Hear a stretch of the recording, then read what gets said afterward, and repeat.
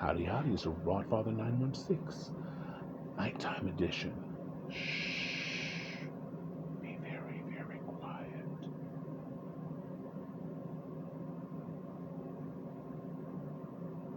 Our parents, or the adults in our lives, from the moment we're able to have a conversation, 3, 4 years old, do the best they can, teaching us boundaries, teaching what's right or wrong. And there's some of you out there that question that.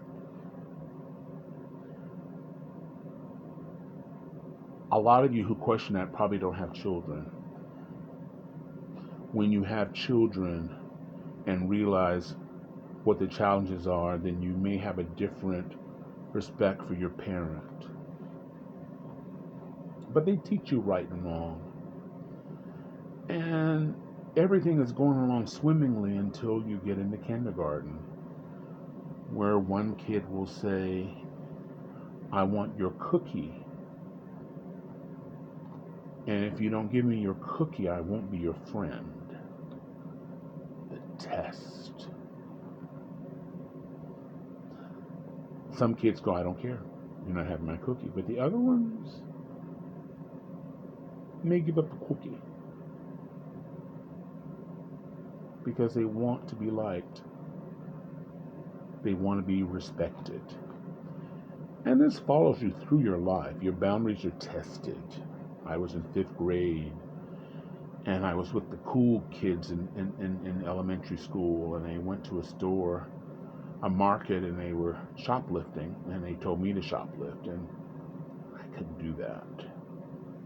So I was no longer cool. I was the goody two-shoes, the pussy. Godfather's a pussy. The goody two-shoes. And unfortunately, that kind of stuck through school because, I came up with a religious family. And I didn't do that. But still, there were times, because I was relatively popular in college, not in public school, but in college I was popular. But in school I wasn't. I don't remember being popular when I was in school. But I've always been in organizations. And sometimes if I thought what I heard was really wrong or I just didn't agree with it, I would say no. But that was a lonely no because I found myself the only one saying no against this group of people, maybe professors or teachers or politicians who would ridicule you. I get what's happening in politics because I've experienced it. So a lot of people rubber stamp it and go, yeah, when in their heart and soul, it's a no. But they realize they take a major risk by saying no. So at one point in my life, after saying yes when I meant no, I kind of woke up one day and said no. Someone asked me to do a favor, and I said no. I've been working all day and haven't seen my family, and I just want to chill out here and watch TV until I drove off to sleep because I have to be up in 6 hours. Well, I'm really a bind, and they question our friendship. And for that moment, for the first time, I was okay if the friendship ended. Because I explained to you why I couldn't come. I had worked all day. I know you were in a jam, but I got to work in a few hours after working hours and hours and hours. And my boss won't care how tired I am. He wants me to be there and he wants me to be alert. I work with the public. I can't be sleeping. And so I found the courage to say no. And I found the courage to set boundaries in almost every part of my life,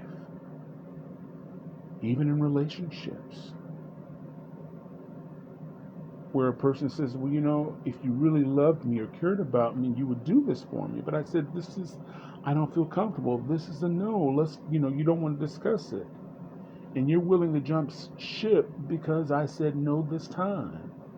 Is this going to be our future? And I remember calling a good friend of mine, and she almost started applauding on the phone. She goes, "Good for you. Let this so and so go." Boundaries will always be tested, but I find I sleep better at night. Sound.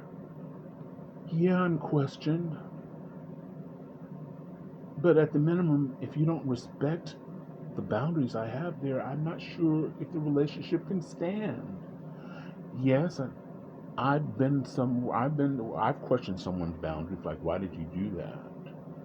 But I didn't give him a question that says, okay, I didn't give him an ultimatum that says, unless you do this, we will never be friends again. Never. And never is a long time, but never. Now, if it's a medical situation, it's one thing, but you want to test my friendship because I won't loan you my car, or loan your friend your car, or loan you money, or mm-mm. It's not a bad thing to have boundaries. People do respect you. If you're worried about someone talking about you, realize they're talking about you anyway. This could be family members, even your parents or friends. They're talking about you anyway. But how well are you sleeping? How well how do you feel about yourself by doing what you believe that's best for you? If you haven't thought about it, give it some thought. This is best for you. Is it perfect for everybody else? Well, it's not meant for everybody else. It's meant for you. This is a Rod Father wishing you love, joy, peace, and happiness. It is the nighttime bedtime edition. Shh. Be well. Thank you for watching. Bye now.